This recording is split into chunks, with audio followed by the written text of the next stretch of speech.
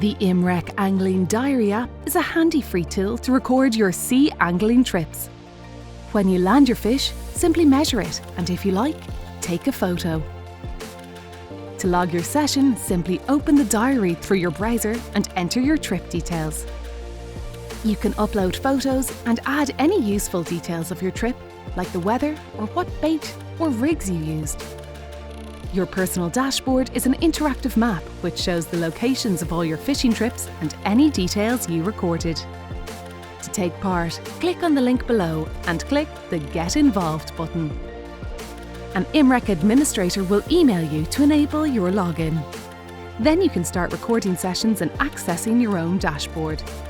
All catch information will be anonymised and scaled up to report catches by species within regions. This data will be used to help monitor marine fish stocks around Europe and to inform fisheries management decisions around sustaining marine fish stocks for the future.